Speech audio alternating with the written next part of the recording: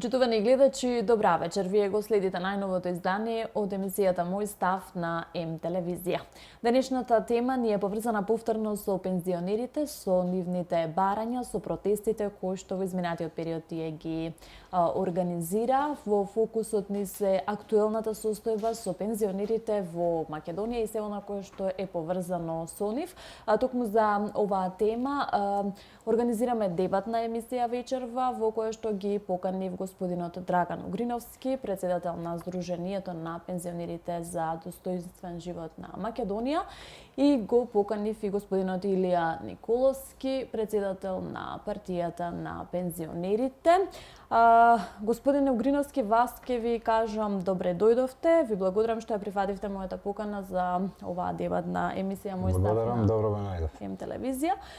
Празното столче остана за господинот Илија Николовски, ако првично ја прифати мојата покана да биде дел од оваа дебатна емисија. За нас од непознати причини господинот Николовски вечерва не е присутен во емисијата, меѓутоа ќе искористиме оваа прилика да напоменеме дека студиото на М телевизија останува отворена поканата во студиото да ги искаже и господинот Николовски неговите ставови, па така доколку почувствува потреба, слободно може да биде гостин во емисијата Мој став. Со господинот Угриновски веднаш ќе започнеме вечерашната тема. Господине Угриновски, најавивте во јавноста регистрација на Сдруженијето на пензионерите за достоинствен живот на Македонија во Централниот регистар. Од каде е самата постапка? Ајде од таму.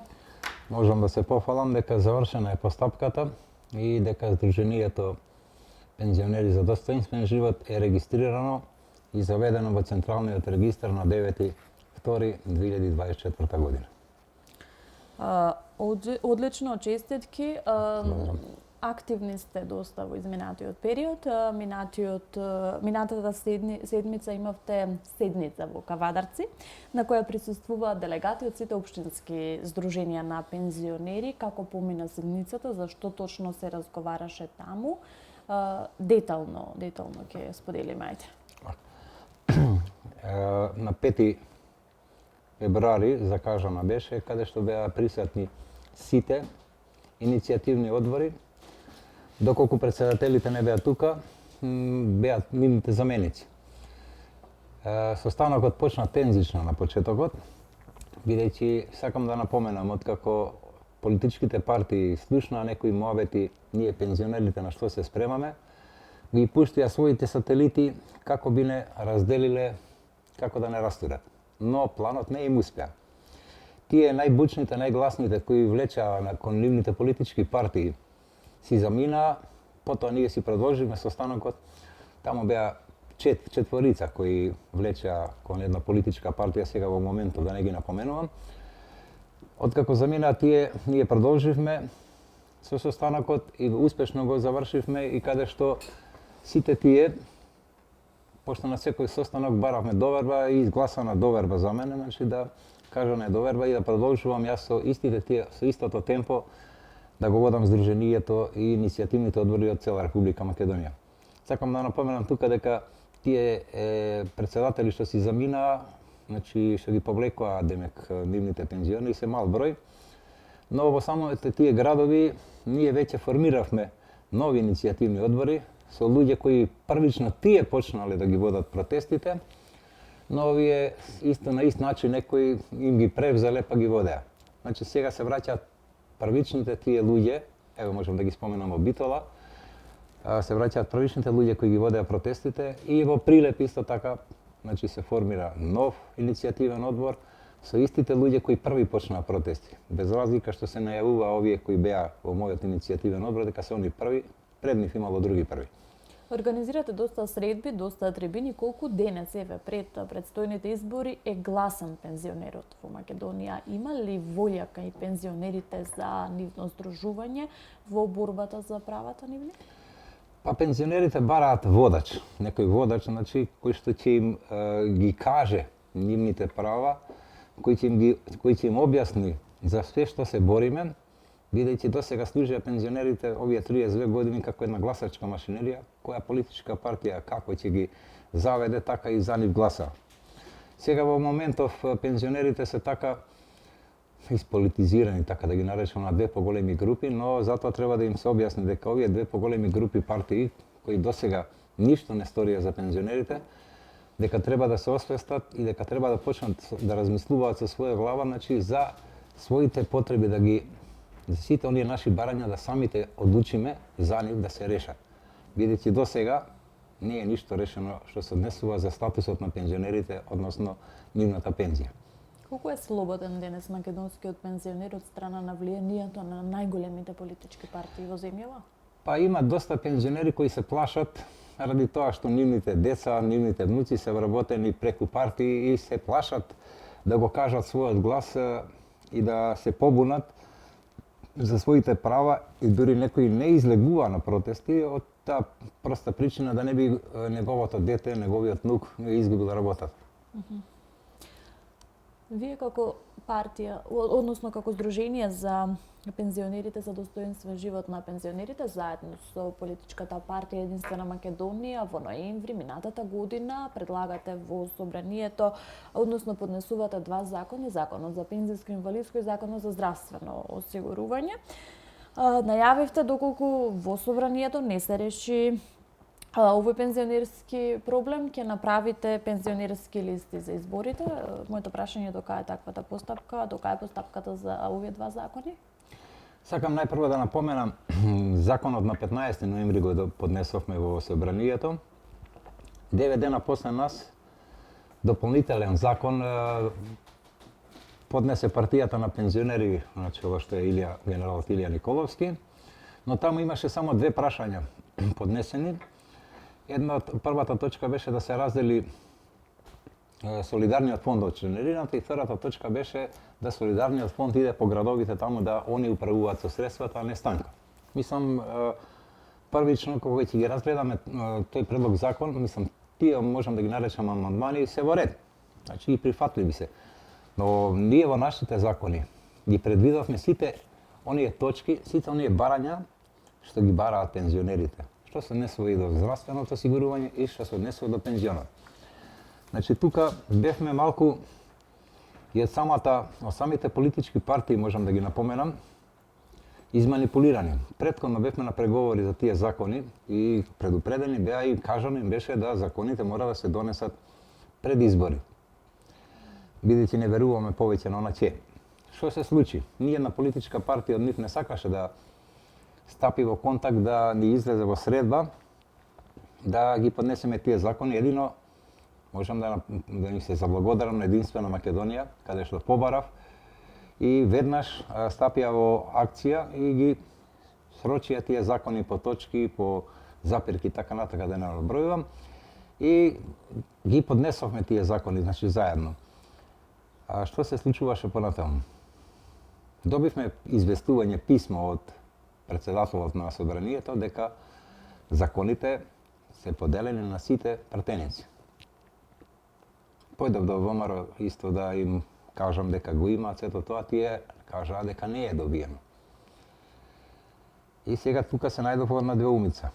Им поверував на едните, не им поверував на другите и дури најавив пресконференција каде што ќе кажам дека Натала Џафери, председател на собрание, ќе му поднесеме кривична пријава за злоупотреба на службена должност и лажно известување и фалсификување, така натака да не набројувам. Но што се случи? Побарав разговор кај председател на собрание, ме прими неговиот шеф на кабинет Илир Салмани и во разговор со него за што сакам да разговарам, му кажав зашто така, дека можеме кривична пријава да му поднесеме за такви и такви работи. Човекот ми рече, почекајте господине, се врати за 2 минути, ми ја донесе доставната книга. Во таа доставна книга беа подпишани сите тие кои ја примиле, значи примено беше и од координаторот на ВМРО, од Левица, од партијата на пензионери, од координаторот на СДС и другите посетни партии кои беа таму во парламент. Значи сите подпишани дека го примиле. Значи од една страна мислев дека лажно ми известува председател на собрание, а уствари испадна дека лажно од политичките партии ги излажаа пензионерите. Во случајот, после тоа, пред седмицата 32 кога беше, им го однесо писмото да излезат јавно да го прашаат председателот на собрание и да му го покажат со ово писмо зашто ги лажеш пензионерите. Не го сторија. И ми рекол потребен е само еден пратеник да го поднесе тоа на собраниска расправа и тоа не го поднесеа.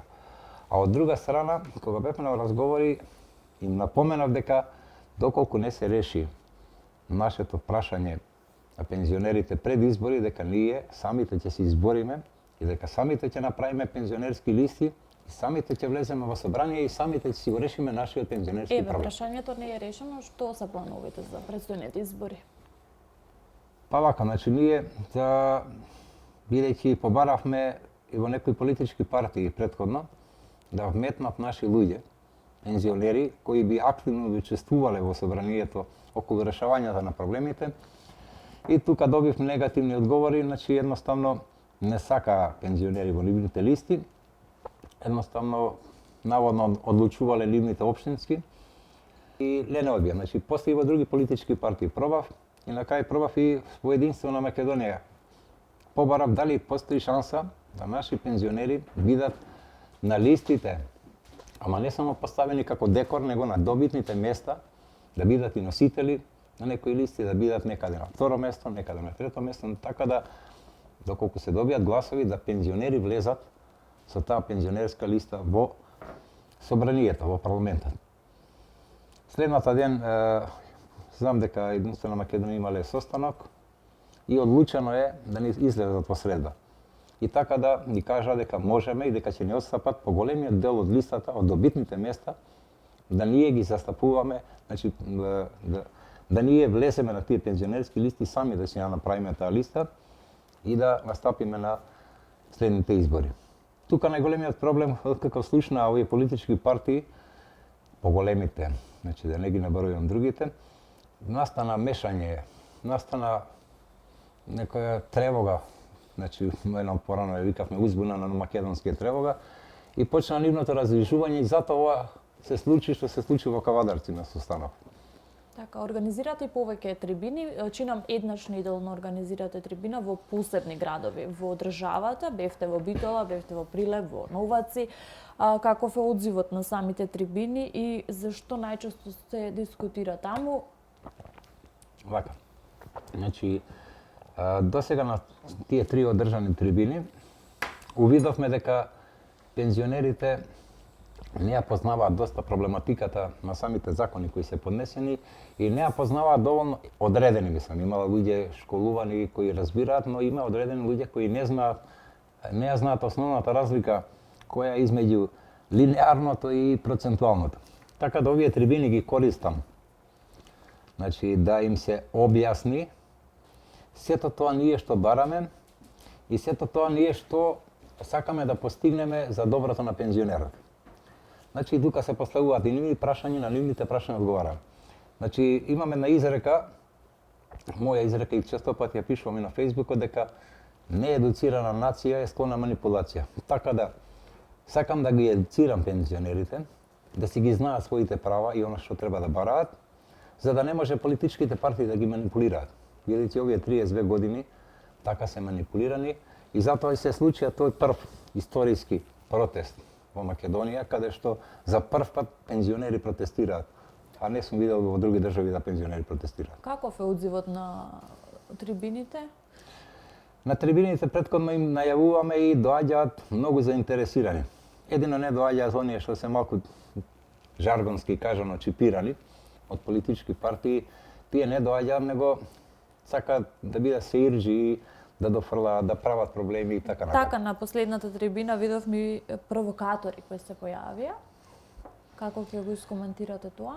Тој провокатор што беше, значи јас вака главниот провокатор еден беше од иницијативниот одбор од Битола, бидејќи тој остана без луѓе. Не сакаа луѓето више да го поддржуваат, бидејќи врешеше на политика. И ми се јавија, значи, од Битола дека има луѓе заинтересирани да им се објасни сето тоа што ние пензионерите бараме, што сето тоа нашата работа.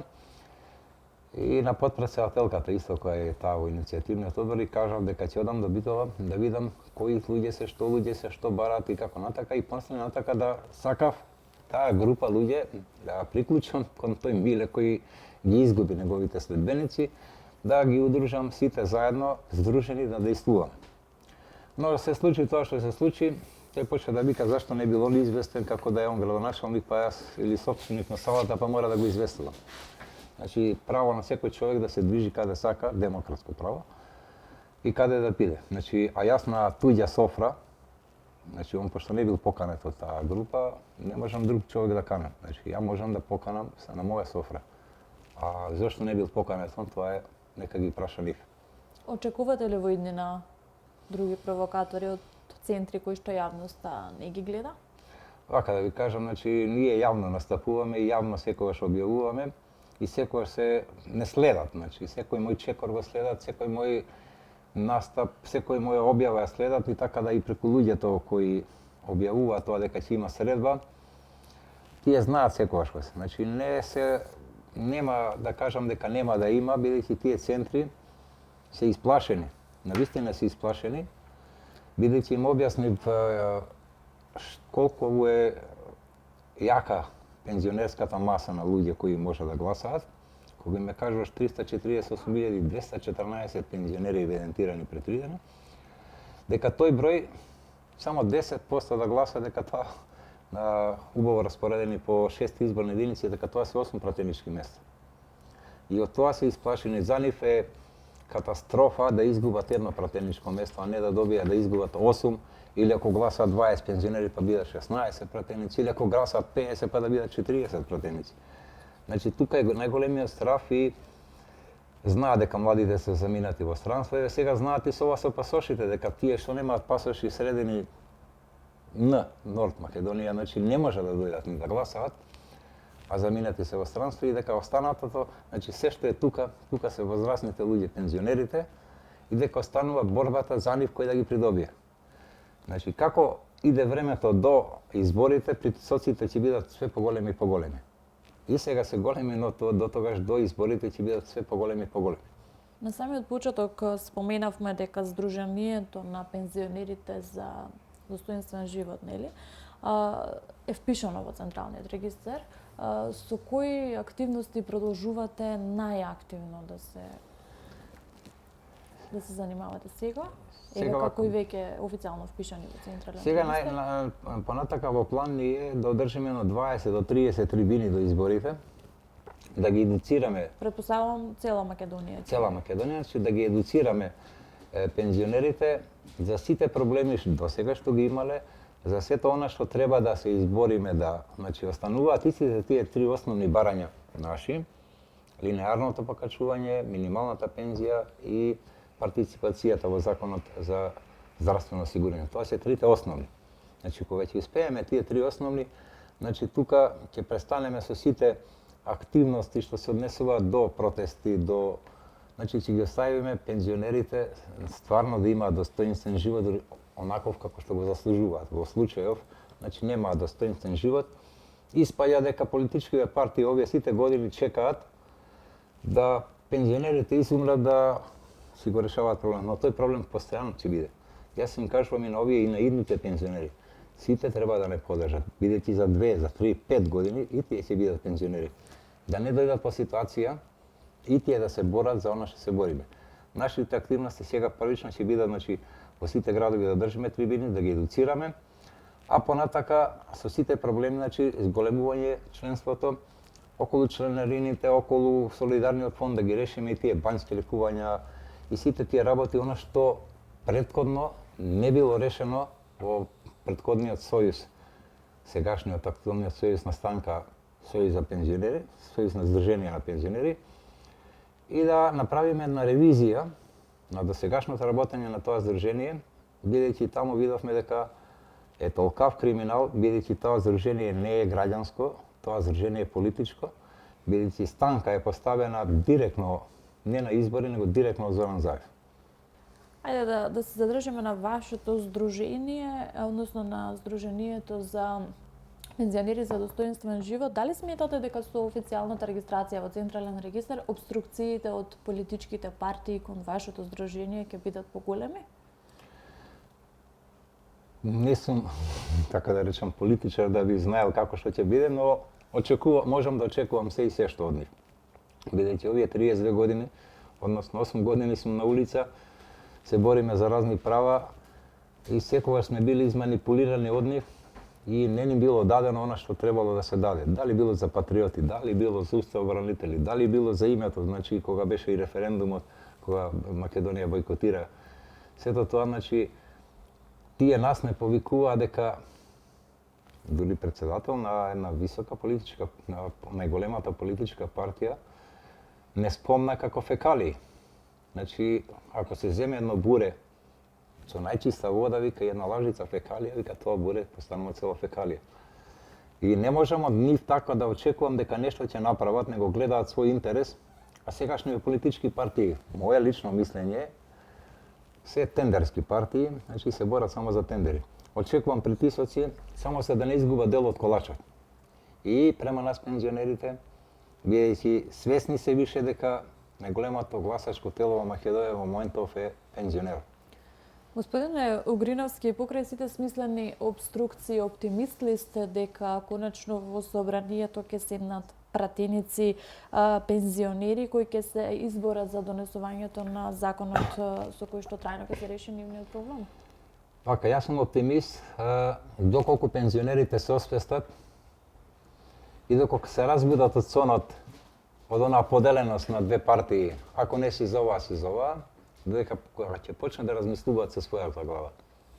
И кога ќе стават на вага која политичка партија што направила за нив, и додека кога ќе го извадат жаргонски речено чипот од главата за таа политичка партија да не бидат, него да свесно и реално размислат, и доколку реално размислат и реално го дадат гласот за оние кои се борат за нив, тогаш сум не оптимист, преоптимист, 100% оптимист ќе бидам, затоа што тогаш ќе бидам сигурен дека пензионерите самите ќе се борат за своите права и ќе се изборат. Нема да дадат право на глас, значи право да некој повторно и понатака управува со нивните барања, со нивните пари, со нивните, значи сите барања и така натака, но се дека не се освестат нема ништо, бидејќи искуството ова наназад 32 години треба да ги води, дека тоа ќе нивно е идно време. Тоа ќе може да биде и после 10 години, или тоа ќе може да биде и после 1000 години, или тоа ќе биде кога нема да бидеме ние живи. Протестите се официјално ставени во мирување, ги одржувате трибините, на кој друг начин стапувате во контакт со оние кои што ве следат, бидејќи кажавте дека на пензионерите им треба водач, вистина? Вака.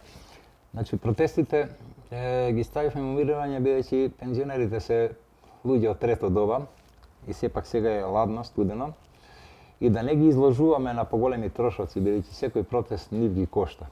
И нас како организатори, и нив како луѓе кои доаѓаат од внатрешноста на Република Македонија.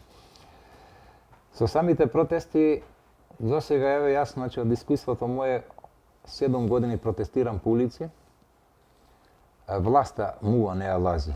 Значи, затоа е потребно со протести да не се оди повеќе.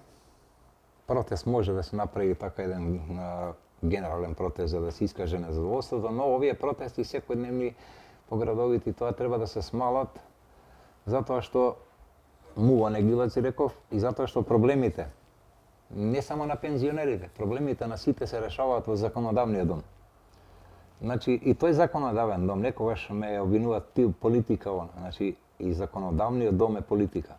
Значи политиката во законодавниот дом ги решава тие проблеми. Не ги решаваме, не можеме ние закон да донесеме на улица. Значи мора законот да биде во законодавниот дом.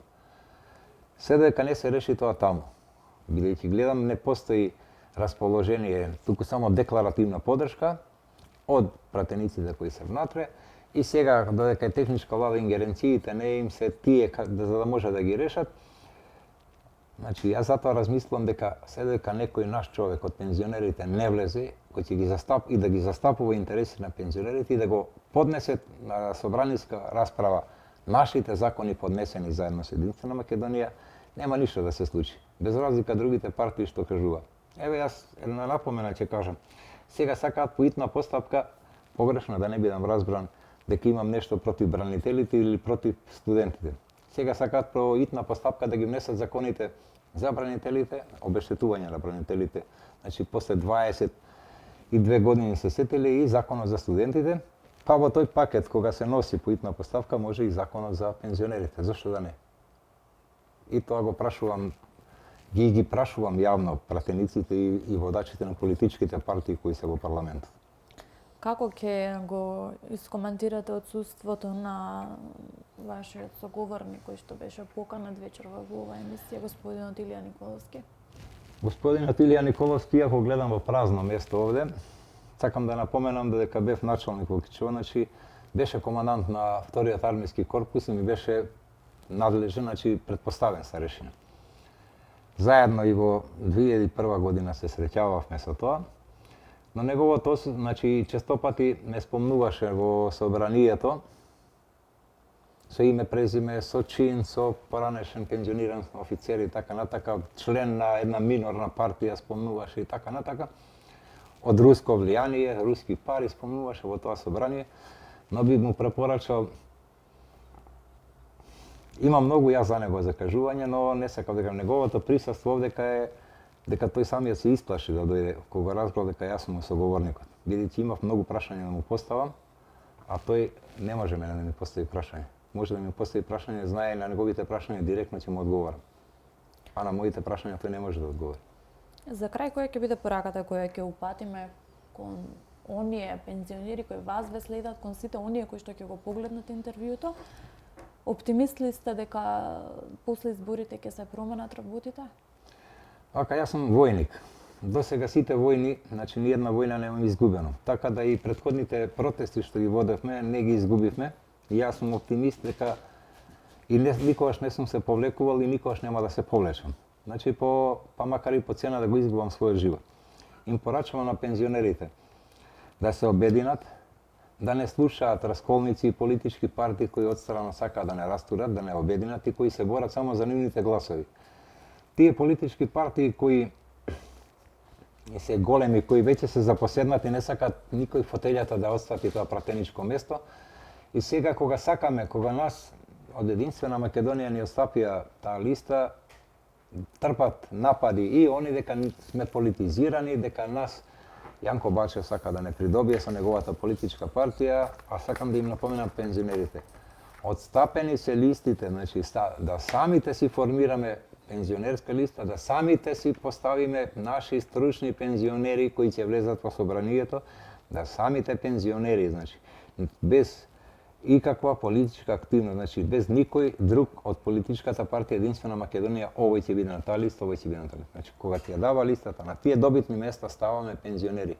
И доколку гласаат и пензионерите, па и членовите од Единствена Македонија, тие луѓе ќе влезат во собрание. Само така обединети можеме да успееме да влеземе во собрание и можеме во собранието во првите 3 месеци да си го изгласаме законот, а не да чекаме некои политички партии кои ќе чекаат, кои викаат после година, после 2. Зашто тогаш протестирав? Ви благодарам за времето и благодарам и за на вас. разговорот. Почитувани гледачи, мој став со господинот Драган Угриновски, председател на Сдруженијето на пензионери за достоинствен живот.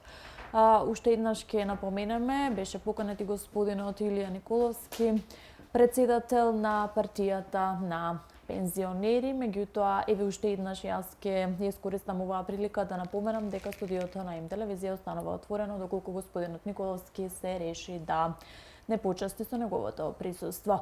Овде и вам ќе ви се заблагодарам за вниманието, ќе ве поздравам и се гледаме за 7 дена.